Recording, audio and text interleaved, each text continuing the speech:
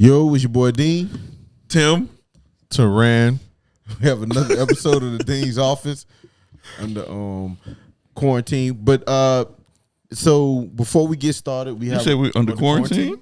Yeah, because anyway, so before we No, we need to know. Gloss over that. Hey, we need to be why here. You under quarantine or nobody's under quarantine. Let's go. so? Why would you bring that up? I'm sorry, I misspoke.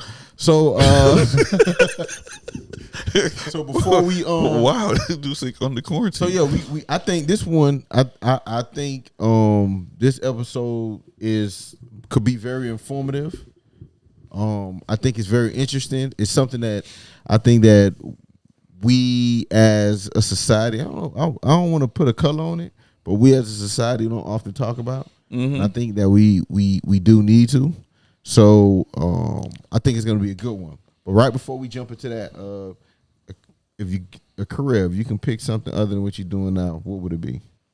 For me, I wouldn't say a career was a hobby. I'm very fascinated with all these food critics online right now. We got Mr. Time, we got Keith Lee, My favorite one. and we also got this lady who just started. She does a lot of stuff in Broward. I think her name Brianna or something. And I'm like, man, It's expensive to do it. I don't know.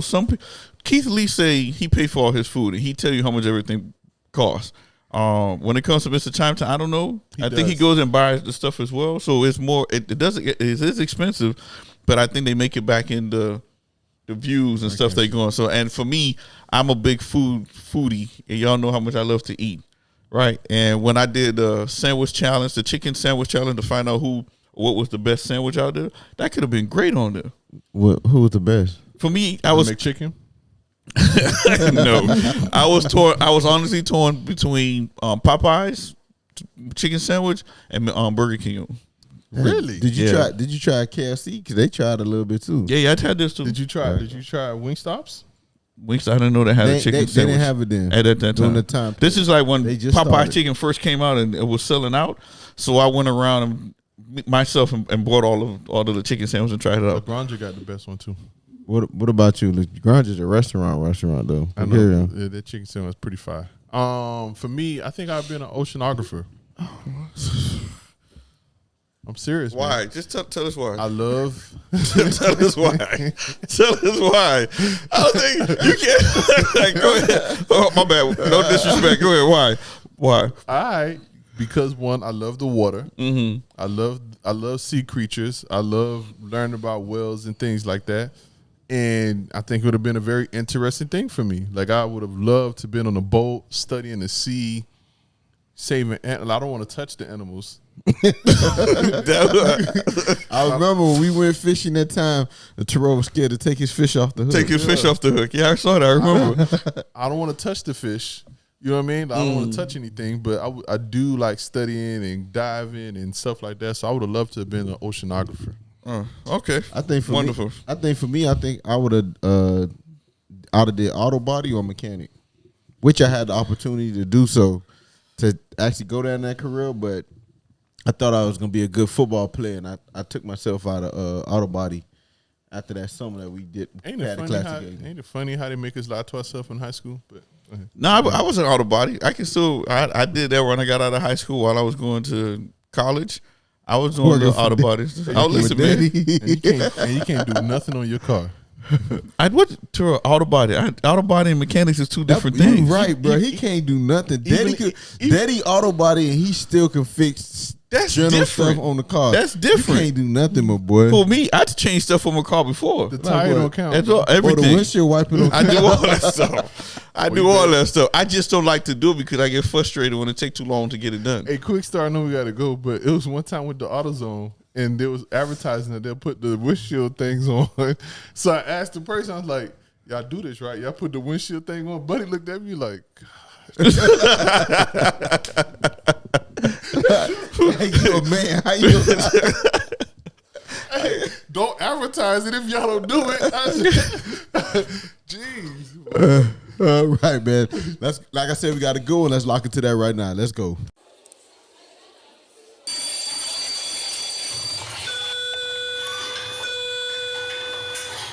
World, you're needed in the dean's office.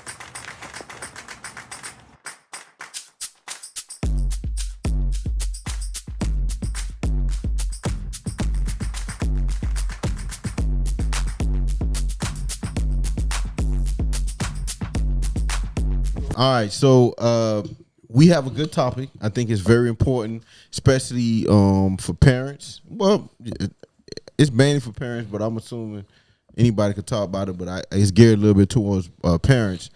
And as we was coming up with topics, I think especially with y'all having small children, it lends for, I guess, the experience to provide that information to our listeners so they can have this same discussion, and hopefully they are shared with someone they know that has a small child or gonna face the same situation that we're gonna discuss today. So let me get to it. The discussion for today is, at what age is the appropriate age to talk to your child about sex?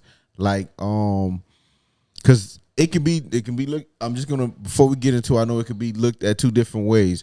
Oftentimes, because of the field that I work in, we kind of get those situations where a child is abused, just informing them about making sure they can articulate what's going on with them, and then as well talking to your kid about the enjoyment side of it. So meaning the part to where, no, not the, because what I'm saying is sex is given to you as, because that it's too, what's the word I'm looking for? It's to procreate, but we often use sex as something where we have fun and utilize it. So having that conversation with a child, again, we're not talking about a 2-3-year-old, but at some point you will have to speak with, as your child get older, about, because back in the days they used to tell you don't have sex until you marry, and that was it.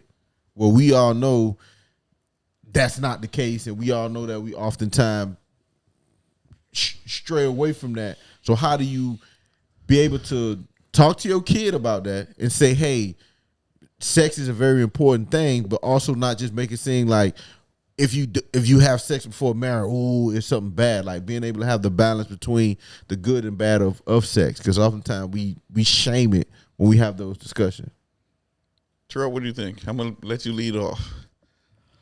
So the boat, because it's 2-part question, because I know the part of it is we need to make sure we talk to our kids about it so they are aware if someone do try to abuse them or do something to them inappropriate, that they have the knowledge to articulate and tell you that. And then as they get older, having that conversation with them to where it's not so much making them feel bad about sex, but being able to have the balance between the good and bad of sex. I mean, I'll go personal first, and then I'll give y'all some things that I've read.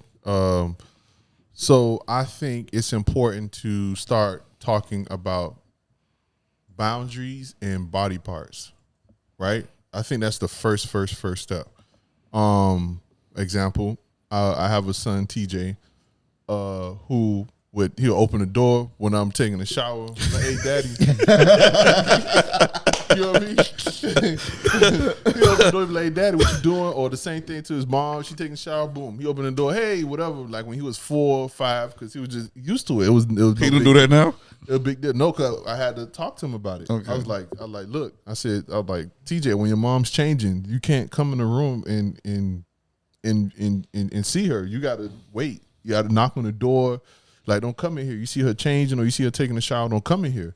And then he was like, oh, I was like, yeah, you can't, or whatever the case can be. And I told him the same thing about me. And then I told him the same thing about him. So, for example, and then I had to really work on that with him. So we have a therapist to come over for Tyler. And she's there, she working at home or whatever. And I would say, TJ, go get dressed for practice. And she in the room with Tyler, and he'll go in there, drop his pants, drop everything, and get dressed right in front of him. And she'll be like, oh, like this, like she'll move or whatever like this. I'm like, TJ, you can't do that. Like I have to remind him, or whatever the case. So that's the first thing is just boundaries and understanding why. And what I told him is that, your private, that's why they call it your private part, because it's supposed to be something that's private. Okay, you don't want it's disrespectful to show your privates in public like that. That's why that's why they have bathrooms privately. That's why it's shielded off so people can't see. You gotta know boundaries. So when I'm taking a shower or when your mom taking a shower, whatever the case can be, you can't come in there and just all willy nilly whatever. Well, I want to know how does Cake? What does Cake say about it? She the same way. That's what she said. She was like, TJ, I'm showering like that or whatever. But But earlier, I had to tell Cake about that because Cake was comfortable around it from before. And I was like, Cake, listen. No, the only reason I said, look, Cake, I know that's their culture. I know that's your baby. Yeah. I said, but you can't be just stepping out of the shower like, TJ, come here. And talking to TJ, I'm like, you can't do that. Like, I had to tell her that too, and she kind of understood. And then that's the same thing. I like, you gotta allow him to know that there's boundaries because he gonna get around other people and think it's okay. And think it's okay to watch other people naked like that. So I think that's the first step. And I know we'll get into other topics before, but to me, that's the first thing. And then the second thing, like you said, Tavares, is something I haven't done with TJ, is you're right.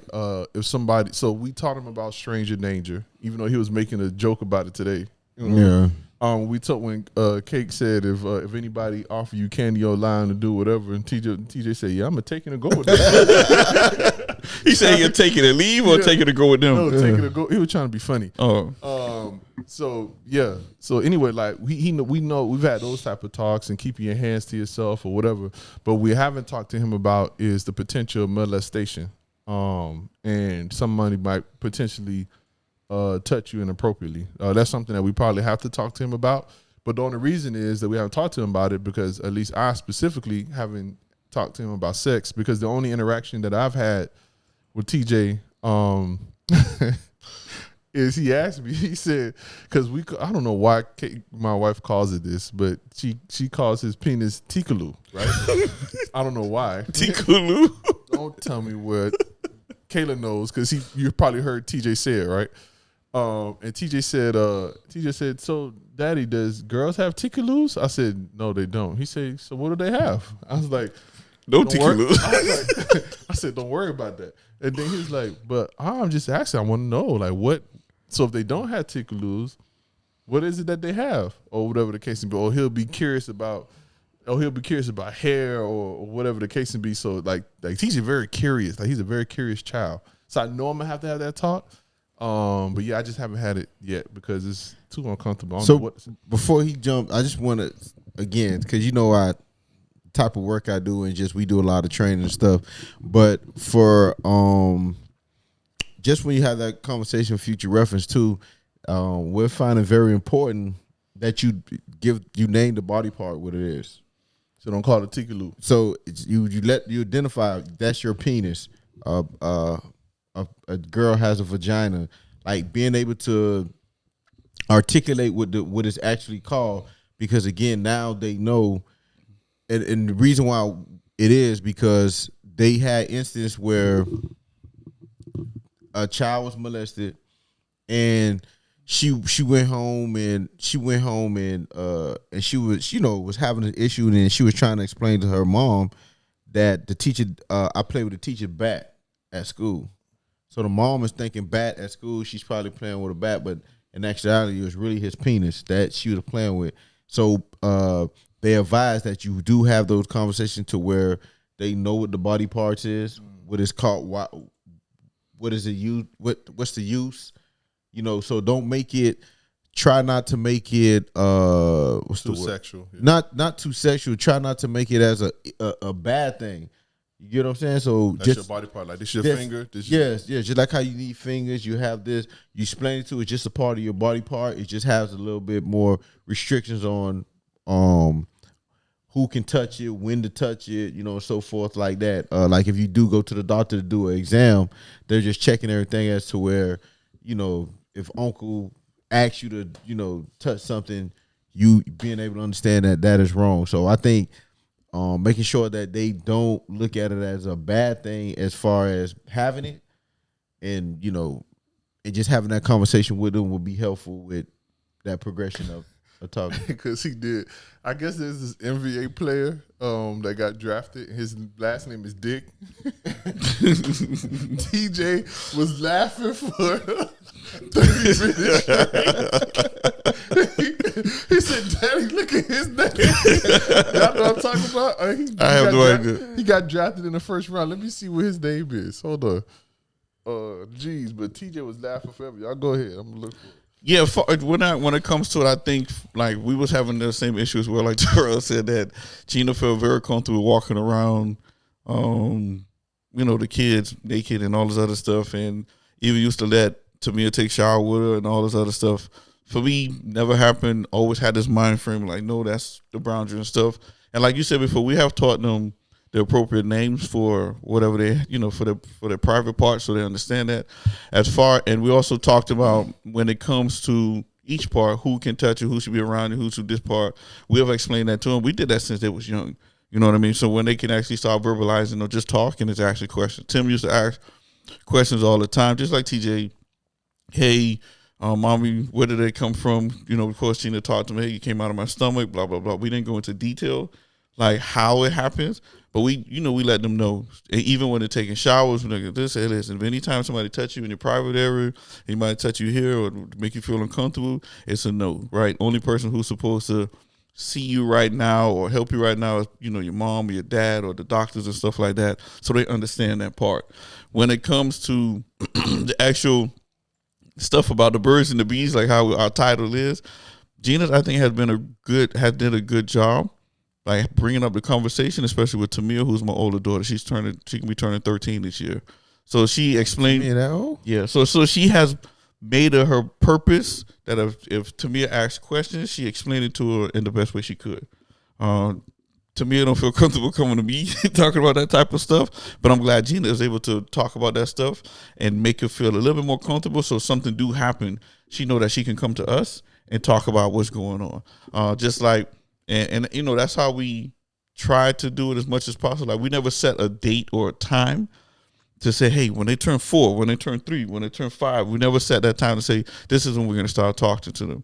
For us, is when they started having interest in it and start bringing a conversation to us, that's when we brought it up. And it's funny to go back to what you're saying, Terrell, and plus Gina, they had this survey. What age is it okay? It's not okay to walk around your child naked. Some people say, 5. People 7. Or some people was like, when they something internally when the kids feel uncomfortable, that's when they stop doing it. And we all know, not to blame all, but in the Haitian culture, the women like to walk around the house naked a lot. Mm-hmm. Or they will just have on bottoms but no tops. Mm-hmm. You understand what I'm saying? So in their mind, this is my child all the way in, whatever. And for me to walk into a house and to see, so if I see anything like that at my age, I think I might. So we try very hard. We try very hard to make people understand. It's not only about the comfortability of business, but we don't want to, we don't want to shock them for when something happens for them later on in life. You know what I mean? So for me, and that's why I think one of the biggest thing now what Ron DeSantis said, like I agree with him and said, is that we shouldn't, I think it's up to the parents to introduce sex and stuff into the students and don't rely on the teachers and everything. And that's one of the things I agree with him on. You understand? I don't agree with him on a lot of stuff, but I agree with him on that, is that we shouldn't leave it up to the school system, even though some parents are missing their homes and all this other stuff. But I think that it's the parents' responsibility to at least introduce them to sex. Your face, at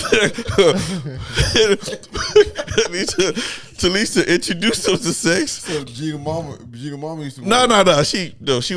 Gina Mama didn't do it. I'm just saying I've heard instances, but other people when you walk it in. I'm just telling a story right quick. I used to talk to this girl. She was Haitian, right? So I went with her to her, I don't know if it's an uncle, auntie, I don't know who, her family member house. So we pulled up to their house. So it was like her cousins, them, and everybody. We sitting out there chilling. It's hot. Mine not, no AC on. The cousin, the uncle, they sitting in their boxes, right? They talking, just sitting on the couch in their boxes. And then the mama came around the corner with just panties on. Mama came out the door around with the panties on, and I'm like this, and they looking at me, but they looking like, because because when I first came in, I didn't speak to them like that, so I'm assuming they just assumed I was Haitian too. So they looked at me, looking at me, I'm looking at her like, and then she looking like, and she said in Creole, and then the lady went back, whoever mama was went back there and put on a muumuu a muumuu dress and came back out. But it was like when he said that instant, it happened to me before. Yeah, it does happen. And I was going back to Timmy's earlier point, where they say no set age. I actually read something like that where they said it's actually more. You get a more positive impact if you introduce it in stages, they say. Yeah. So I think the first part is naming body parts, Yep. they're saying. And then after that, the purpose, like you said, is to procreate. It's the third part about that is, like just introduce it in stages. Because they say if you try to make it one big awkward conversation, they're never going to come back to you again. Exactly. And then especially if you try to make it to where sex is wrong and whatever the case may be. There was actually a large study that said and they did it amongst Latin women for whatever reason. They said among Latin women, those who talk early and often about sex to their children actually had less likelihood to have a teen pregnancy because they knew better. Because they knew better about contraceptives, and they felt comfortable about it, whatever the case may be. So, I think you're right. I think it should be, you should be talking, in stages and whatever the case may be. And I think if you are somebody who feels uncomfortable around it, whatever, or you don't feel comfortable kind of talking, you just got to learn how to rip the Band-Aid. Just like I got to one day rip the Band-Aid to this immature boy named TJ. But I think it's not about immaturity and being comfortable. I think a lot of people, this is just my opinion, scared to talk about sex because if I talk about it, my kid's going to go out there and start experimenting and want to learn more about it, right? And I think that's what the hesitation might be. So yes, it's good to talk about the contraceptives, when it talks about the condom, the birth control, and all this other stuff. So I feel that some parents feel that if I talk about it, now my kid want to go out there and, let me go see what this person talking about, right? I want to see it for myself. Yes, you told me about it, but I want to experience it for myself. So that's why some parents are hesitant to do it, but they don't know. Just like a lot of the students, when they come to college, their parents lock them up so much. You can't go out the house. You can't do this. You can't do whatever. And when they get to college, they don't know how to handle freedom per se. So when they have so much freedom, nobody mom not telling me do this. Mom not telling me do this. My dad don't tell me. Things tend to happen, and they come a little bit more promiscuous because it's like they was being held back so long. Right now, they're trying to get it out of you. Right? So you're saying the mutts usually... I didn't say anything about mutts. I just said the ones who become a little more promiscuous in college are usually the ones who were in lockdown and change and all this other stuff. You know what I'm saying? And I don't want to mention this, but I've also heard you also got to be careful about how you are using contraceptives with your daughters. Because I've heard of instances, especially among black women, that they have trouble having kids because if you get on birth control too early, I guess it thins out the lining of the wall to where the egg attaches, and when you stop, it makes it harder for you to get pregnant or whatever. So that's another thing. You shouldn't have your kids on birth control too easily, like the pill. I think there's other variations now, but. Okay, so I can swing into that one. See, I can't do the little because when Brill was little, I was young, so I ain't get to that. I wasn't mature enough to do that. But because I was waiting for us to go through that. But I was going to ask you about Kenny, right? So what I have and talking about that when Brill, because when she got to high school, she ended up moving to Orlando, so. We had I remember I was taking her to the bus station so she can go back to Orlando, and we sat down. I think it was Denny's that we sat down, and I had a conversation with her, and I was asking her like, is she has she had sex before? Is she sexually active? Because I already know. Because I think I want to say she was in 10th grade, 9th grade, 10th grade, one of them grades. So having that conversation, because I already know what time. Because I know what time I was on in high school. Right, so I having that conversation with her, and just telling her, about how dudes is, what they want, especially at this particular age, how they communicated to make you feel a certain way, so they can achieve that from you. Having that conversation with her, and I actually recommended for her when she ended up going to college, a little bit high school senior, for her to be on birth control. and came to find out I was right that we should have went that direction, but we didn't. But I think having a conversation with I think having that conversation with birth control, because you got to be informed. So it's just not so much about, because everybody body is differently. So having a conversation with, sitting down with the doctor, going over birth control, having it as an option. I still think that condom should be your number one contraceptive that you do provide. I think once your child get into high school, I know we have a taboo about, if I give it to them, that's me green lighting for them to go. Or you might have some people saying, well, I'd rather have sex in my house so I know what they doing. I think having that conversation to where they understand the importance of contraceptives, they understand the importance of protecting their bodies, they understand the risks of once they start engaging in sex and how that can impact them emotionally, mentally, and as well that the intentions that you have for sex or that you feel that you might want to do, that your partner might not be the same way. You get what I'm saying? So having that conversation with her, and I remember vividly that we were sitting in the Denny's waiting on the bus to pull up, and we was kind of having that conversation, and I think she received it well, because later down we had conversations when she eventually got to that point to start having sex. She told me without it being I was scared to tell you or being awkward, because I had a conversation with her and let her know, I understand, because again, you never know what your kid is doing, no matter how much you think you're protecting them. And that's another thing. That's another question for parents. What would be your preference? So obviously you want your children to abstain for all of their adolescent lives. But would you be okay with them doing it in your house? I think. Oh, hell nah. Like doing it in your house, like them having sex in your house. So that's you got to work for it, bro. So I'm saying, so you want them to sneak around. So yes. You want them to sneak around, yes. go in cars where they could potentially get in trouble. Yes, they got, bro. You got to work for it. Like, I understand. Like, you can't. All the wrong I have done as an adolescent, all the wrong I have done, I had to work to do that wrong, right? So because what it teaches is when you do something wrong, all right, you have to be prepared for the consequence that comes with doing the wrong.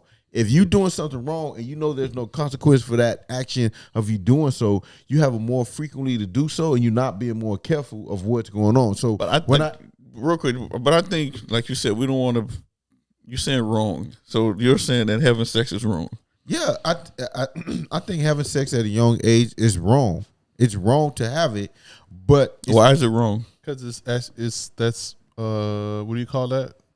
Especially if it's an age difference. So now, not even age different. Even if somebody in the same age have sex with somebody like a minor, they can be considered a sex offender. Like if a 14-year-old and a 14-year-old have sex with each other, or share pictures with each other, they're sex offenders. Yeah, so it's actually illegal. Mm-hmm. So, but I ain't getting all that. It's morally wrong. It's wrong because it's wrong because you shouldn't be having sex at a young age, right? Because you don't have the maturity to understand and process how that emotional can have to your body. But right? but only reason I'm asking this, right? So if we as parents, like I said, I'm not condoning it. Right? So how you gonna? Listen, I'm just saying I'm not condoning sex, but when we opened up, we said we don't want it for it to be considered as a negative way. But if we're going through all the channels as a parent and say, hey, this is what your body parts are, this is what it is, this is contraceptive, this is STDs you can get, these are the things that blah, blah, blah, blah you did. So you did everything in your power to get them prepared for it when that time do come. So now, not only are you telling them this, also you're going to tell them what? That you can't have sex until you such and such age. Yeah, you can't have because you don't pay bills around here.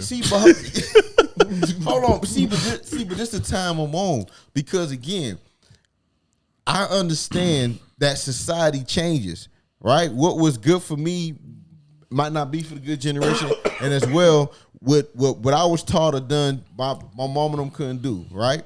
So I'm not changing my standard of morals because it's a new generation. I just understand that it might be done differently. So meaning, what you do, you can do it, but it has to be on your time. It's not going to impact my morals. So meaning, if you're going to have sex, right? If you're going to have sex, you're not having it in my house, because that's how we roll. Growing up, you know what I'm saying? We had to slide and sneak to get this sex in the house, right? Because mommy wasn't having that. Daddy wasn't having that. And I agree with that same principle. So I'm not telling my child that, oh, you can't have sex. But what I'm telling you is not on my time. No, right? I was saying that. Of course, you're not gonna do it in my house. That's a different story. So what I'm saying, that's why I was telling Terrell why I said it's wrong. It's wrong because I'm telling you I don't want you to do it. Right? Not wrong with society. It's my rule. Just like how I tell you, if I tell you take your shoes off at the door and you walk in here with your shoes on, that's wrong. You're doing something wrong, and I'm correcting it. I'm saying for me, for my household, me holding, because I'm on the time. I feel like even when you're 30 and you ain't married, you shouldn't be having sex in the house either. You get what I'm saying? Like it. I just feel that that's how I be. Period. Like none of that. When you get married, then we'll figure it out. But I just feel like. If you as a child, if you're doing something, you have to work to do that because you understand the consequences. Because if you do get caught, right, I'm not allowing you to go out or do something. If you do get pregnant, you understand it's a risk. So now you're gonna be a little more likely to be careful. You're gonna want to use the condom because I don't want my dad or whoever mad at me. You're gonna do the steps that needs to be do to not to get caught or let me know that you're doing it. You get what I'm saying? So you have a little bit more aware of the consequences that come with it. Even if you do eventually tell me that you are sexually active, you still understand that there's consequences with it because we had a discussion of why I don't want you to engage in it. So I think for me, having that conversation is very important to let them know and let them balance and figure it out based on their life or how important or what role they're going to take as far as actually interacting in the activities. So if you know, so if you think something's gonna go down, so we are young, we still got a young state of mind, right? And you feel like your son, you know something up, and when he asks you, "Hey, what time you coming home today?" or "Hey, what's going on?" Or you gonna be like, "Hey, boy, I ain't stupid," or you gonna pop up on him and be like, "See, didn't I tell you don't do this?" Nah, I'm gonna tell him like, bro, you better not be in the slide in the crib. I'm gonna tell him like that, and then I might pull up and just to double check. Because again, I need you to because you're stupid for calling me to ask me how long I'm taking. You know what I'm saying? I need you to be wise about when you do something wrong because you're gonna take the extra precaution to not get in trouble. That's all I'm saying. Like you have to work for it, bro. What about you, Tim? You doing something wrong? It's the same thing. Like I said, I don't want to say the word wrong, but it's just I'm saying wrong because these are the rules in my house, right? So if you're in high school, you're young, you're still I'm still taking care of blah blah blah blah. I'm telling you, these are things that you can and cannot do in my house, right? And then on top of that, and see, I'm still going back to it being wrong and illegal because if you're allowing this thing to happen in your house, the parent who's getting knocked down gonna blame you. You know what I'm saying? They think you got something going on in there. Yeah, you know that's what true. I'm saying? So you got to be careful with that. Again, like how do you know there's not a camera there recording them and all this other stuff? Like that's a lot of things you have to consider when you're doing those things. So you're absolutely right.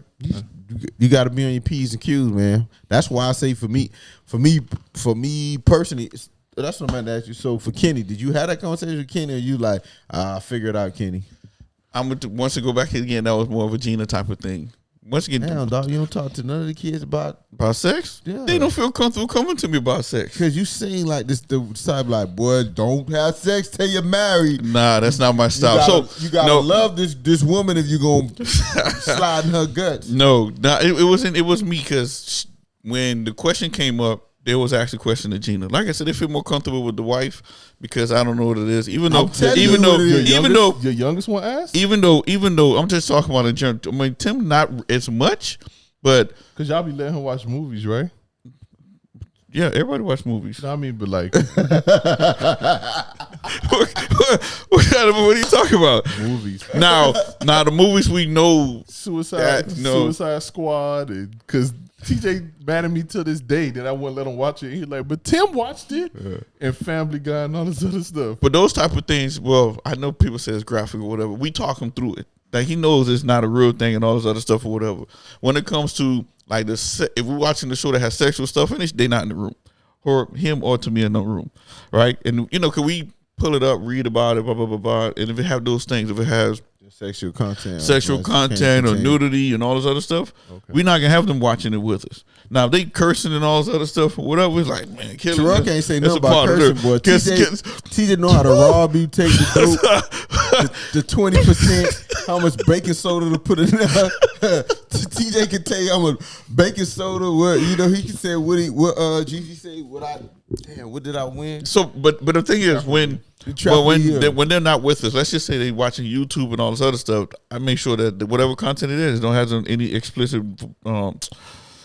words and stuff like that in it. You understand what I'm saying? They might hear us watching it on the TV, but I don't want them to watch it on their own. And then they know not to repeat it, even though I know my good friend Tim, when he get upset, he be cursing. He be cursing. He say some stuff. That boy TJ be on the bus. When we game time, cause we had one shorty on the team, that boy would curse like an adult, and TJ was like this, man, boom, boom, boom, and then he did. Then you could tell like your spidey senses went off, like he was cursing, and then his spidey senses went off, and then he just did like he paused. And he looked back at me, and I'm like just looking at him, and he like, God, he like, dang it, I got caught. Oh no! Like then after that, he kind of, but I get what you're saying. But yeah, but see, even when it comes to even with the cursing part, I don't think my kids ever heard me curse. Even if I get mad or not, I choose not to curse. You don't curse. It slips out every now and then. I was in the car leaving from church one day, and it was hot. What? So listen, I'm leaving from church, and you know how this hotness, you know how hot it's been this past day. So I went in the car, cut. I said, man, it's hot as hell in this thing. They was like, Daddy. I'm like, what? You can't say that. We just came from church. I said, hell, there's a place and it's hot, right? But just it goes in the tune what they're saying. And then, like I said, just casual conversation. I know when Tim hang around those type of kids as is, those kids are cursing now, right? Oh, let me but even go ahead. Let me tell. I'm sorry to interrupt you. So today actually, the game. You know, the kids is under the tent just talking, whatever, talking. I walk by, right, and one of the kids, and somebody had said, y'all, stop talking or whatever, focus or something like that, right? And then one of the kids like, man, if y'all talk again, y'all suck on nuts, right? I said, what? He said, if y'all talk again, y'all suck on nuts. And one of the kids like, oh man, that's sus, man, that's sus. I was like, what the? So you know that brings it back to what I'm saying. So now when you think about the kids they hang around, they cursing. Not only just cursing, but just think about what they talking about in sex stuff. You know what I'm saying? So that's why I'm saying it's so important for us as parents, as the one who raised them, to introduce them to the early. So even if they're making these comments or what, they will understand exactly what it means. Because most of them just repeating it just to repeat. They don't know exactly what some of that stuff means. Yeah. Right?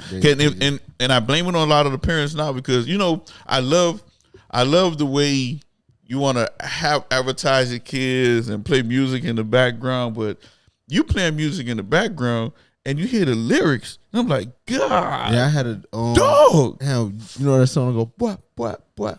I was playing it with Tito, and then they started,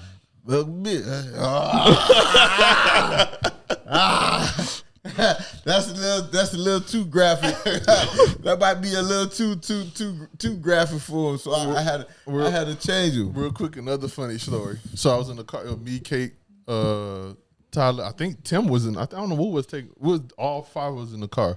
Tim, TJ, everybody was in the car. Boom. You know, I had my playlist, and it's an aggressive playlist. And then one of the songs that came on was from Sexy Red, right? And it was, I don't know, I don't even think this song is on mainstream. I don't know why it was on my thing, but the thing she was saying, I want my lick, I want my. Kate was like, can we please? I'm saying, my bad. She's like, what is this? I was like, gee, that's funny, but yeah, that's why it's so important. But I know we going up against the time. I think to kind of finalize, I just want to get these facts off. So a few things that I've been reading about the appropriate time to talk to your kids is they say there's no set age. The best thing to do is to sprinkle in conversations in periodically so that you make it comfortable enough for them to actually want to talk to you about it. The same way that they'll come to you and say that their leg is hurting, or if they got an ailment, if their head's hurting, you want them to be able to come to you and talk to them about their curiosity for sex. So you want to always make sure that it's an open lane. There's been many studies that have shown that the earlier you talk to and the more often you educate your kids, the less likely they are to have an early pregnancy or STD, all the bad consequences from having sex early.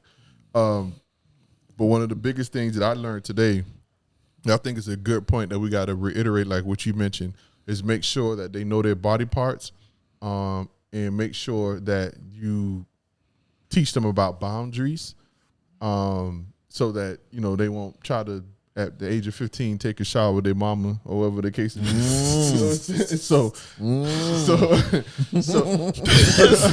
I'm just saying. So these guys let them teach them about boundaries. And just make sure that they understand boundaries with other people too, right? Because think about it. A boy not knowing may think it's okay to slap a girl in the butt. We all saw the wood, right? Yeah, but he only did it because they told him he'll give him $1. All right, but they said that was a thing that you could actually do. That's sexual harassment. Like, you don't know how. I know. You know what I'm saying? Listen, a lot of stuff we did back in the days would be called sexual harassment. Yeah, all that y'all did. I don't know what y'all talking about. Not me. You heard? I heard there was this thing called 7 Minutes of Heaven and all these other stupid games that kids used to play. So you got to really educate your kids on those type of things. So that's my piece. I think for us, when it comes to that, it's just learning that when they do come to ask you questions, answer it to the best of your knowledge and best of your ability. I gotta stop telling the teacher they shut up and don't talk to me. Don't shy away from it, because once they start being curious about it, it's your time to step in. And like I said before, I believe it's up to the parents to start. You know your child. You know what they're being around. You know the things they need to do. So you need to make them understand. Okay, it's not bad. It's not whatever. And just like you said, it's reiterating all the other stuff. And then for some moms to let them know, let your kids grow up. And the best way to allow your kids to grow up is to do what? Not to be undressed and walk around the house naked with them. They shouldn't be seeing these things they need to see at such a young age, right? Because once again, they'll go back into. But how you know that won't turn them gay? Because every time they see a private part, they think about. Terrell, what you talking about? What?